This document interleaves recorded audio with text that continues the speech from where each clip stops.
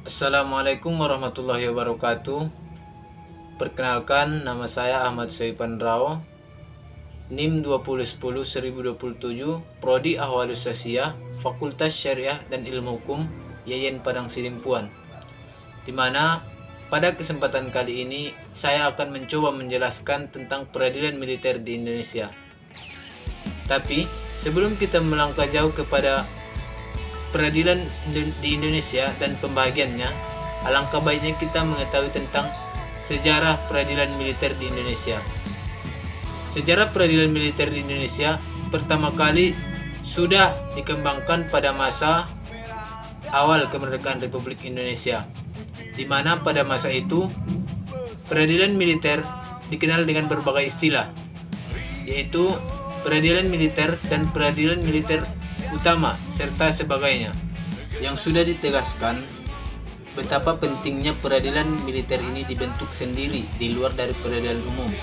Jadi muncul pertanyaan, kenapa peradilan militer ini dibentuk sendiri di luar dari peradilan umum? Ada beberapa alasan-alasan kenapa hal ini bisa terjadi.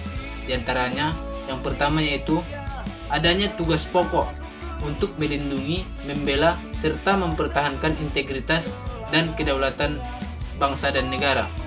Yang kedua, adanya organisasi yang istimewa, memelihara, serta pendidikan yang khusus yang diberikan kepada anggota militer untuk mempertahankan dan membela negara.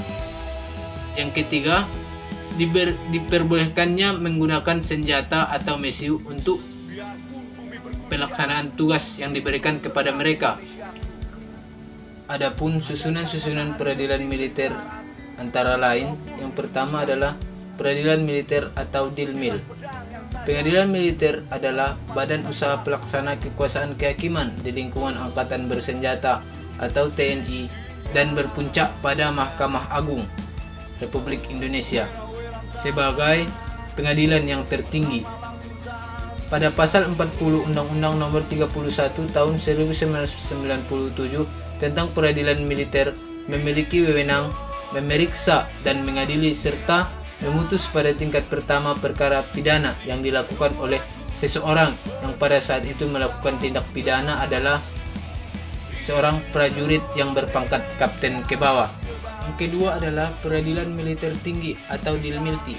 Pengadilan militer tinggi adalah yang mengadili perkara pidana yang diputus pada tingkat pertama oleh pengadilan militer, baik perkara pidana maupun sengketa tata usaha.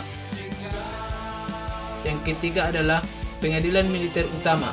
Kewenangan pengadilan militer utama menurut pasal 42 dan 43 Undang-Undang Nomor 31 Tahun 1997 tentang peradilan militer adalah pengadilan militer utama berwenang memeriksa dan memutus pada tingkat banding perkara pidana dan sengketa tata usaha angkatan bersenjata yang telah diputus pada tingkat pertamanya di peradilan militer tinggi dan dimintakan banding. Pengadilan militer yang terakhir adalah pengadilan militer pertempuran. Peradilan militer pertempuran memiliki kewenangan yaitu mengadili tingkat pertama dan terakhir dalam mengadili perkara pidana yang dilakukan oleh prajurit di daerah pertempuran. Pasal 15 Undang-Undang Nomor 31 Tahun 1997 tentang peradilan militer menyatakan bahwa peradilan militer tinggi untuk memeriksa dan memutus perkara pada tingkat pertama dengan 1 orang hakim ketua dan 2 orang hakim anggota yang terdiri dari 1 auditor militer dan non-militer tinggi dan dibantu 1 orang perwira. Pasal-pasal 16 Undang-Undang Nomor 31 Tahun 1997 tentang peradilan militer menentukan bahwa hakim ketua dalam persidangan pengadilan militer paling rendah berpangkat mayor, sedangkan anggota dan auditor militer paling rendah berpangkat kapten. Dalam persidangan pengadilan militer tinggi paling rendah berpangkat kolonel, sedangkan hakim anggota dan auditor militer tinggi paling rendah berpangkat kolonel.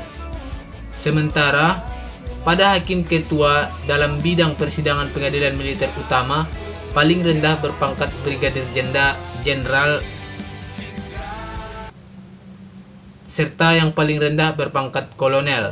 Mungkin demikian sedikit penjelasan tentang peradilan militer dari saya, di mana tadinya ada kesalahan-kesalahan dalam penyampaian. Saya mohon ampun kepada Allah dan mohon maaf kepada saudara-saudari sekalian.